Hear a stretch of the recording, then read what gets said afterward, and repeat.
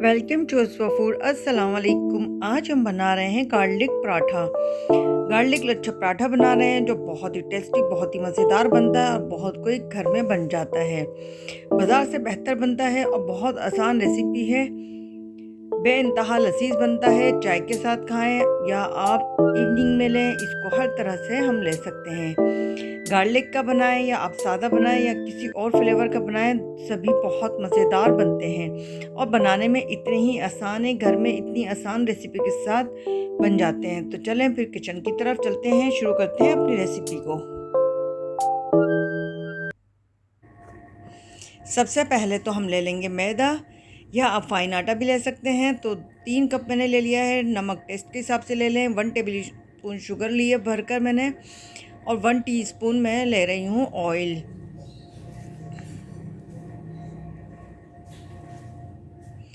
पानी आप हिसाब से डालते रहें, थोड़ा थोड़ा पानी डालकर हम इसको गूंद लेंगे नॉर्मल आटे की तरह। जो हमारा घर का डो होता है चपाती का, इसी तरह हम गूंद लेंगे।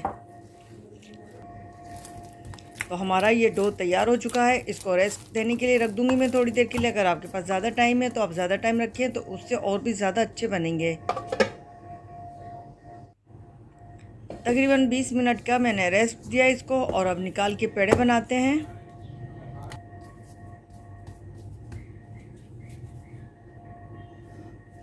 इसमें तकरीबन अच्छे 4 बड़े हमारे लच्छा पराठा बन जाएंगे।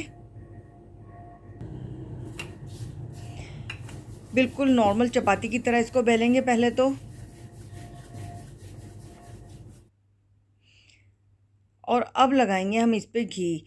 इस पे घी लगाना है, ऑयल नहीं लगाएंगे। इस पे घी से अच्छे से ग्रीस कर लेंगे पूरे को।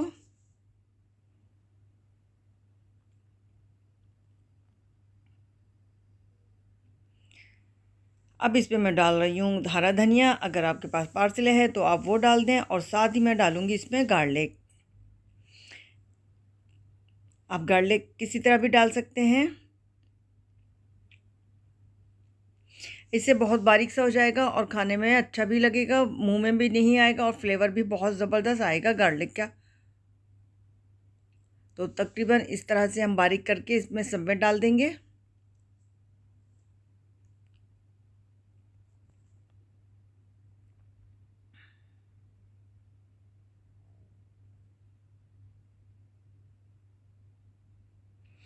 आप गार्लिक को कम या ज़्यादा कर सकते हैं अपने फ्लेवर के हिसाब से।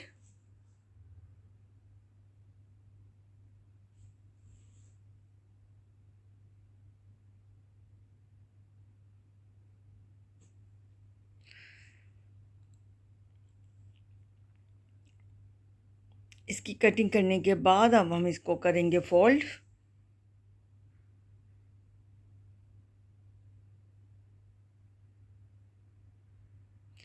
आपको इसको बनाने में भी बहुत मज़ा आएगा, खाने में तो मज़ा आएगा ही, मगर मज़ेदार है ये रेसिपी। और बनाएंगे तो आप बहुत इंजॉय करेंगे। तो आप घर में इस रेसिपी को ज़रूर ट्राई करें।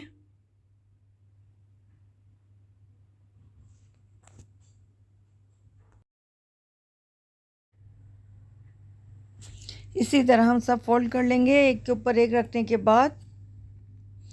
आप इसका साइज़ पराठे का छोटा या बड़ा कर सकते हैं।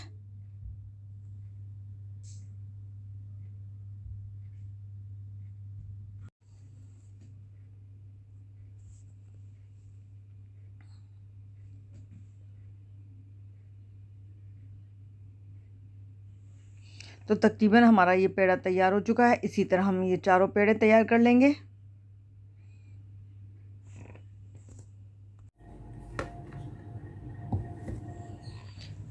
सभी पेड़े हमारे तैयार हो चुके हैं। जो सबसे पहले पेड़ा बनाया था आप उसको उठाएं और इसी तरह हाथ से कर लें। ये बहुत सॉफ्ट हो जाता है डो रखने से। तो आप इसको हाथ से करेंगे तो लच्छे और ज़्यादा अच्छे बनेंगे। बेलन को अगर आप इस्तेमाल करें, रोलिंग पेन को, तो बहुत ही हल्के हाथ से आप इस्तेमाल करें। हल्के हल्के हाथ से हम इसी को तरह बेल लेंगे। थोड़ा सा मोटा बेलना है, बहुत पतला नहीं रखेंगे इसको। बस बंद कर दो। और बिल्कुल लो फ्लेम पर हमने इसको पैन को गर्म किया हुआ था। बहुत तेज़ नहीं करेंगे कि एकदम जलने लगे।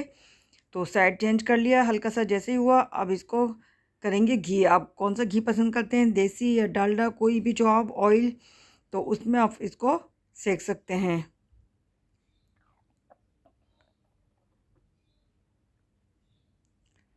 बार बार आप इसको हिलाते रहें तो इससे कलर इक्वल आएगा।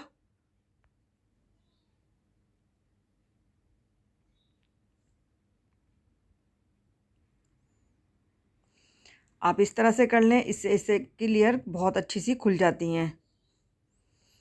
2 चम्मचों के दरमियान आप इस तरह करें। आप देख रहे हैं इसकी लेयर्स। ये पराठे बहुत ही ज़बरदस्त, बहुत ही सॉफ्ट, बहुत ही क्रिस्पी भी होते हैं साथ साथ, और मज़े के भी लगते हैं। ये आप किसी चीज़ के साथ ना लें, इसको सिर्फ चाय के साथ लें तो भी ये बहुत ही मज़ेदार बनते हैं। तो हमारे सभी पराठे तैयार हो चुके हैं।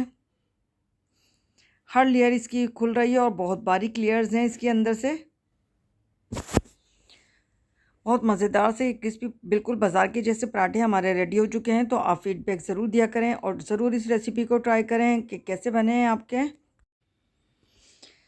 मिलते हैं फिर किसी अच्छी और बेहतरीन रेसिपी के साथ। अपना बहुत सा ख्याल रखिएगा। अल्लाह हाफिज़।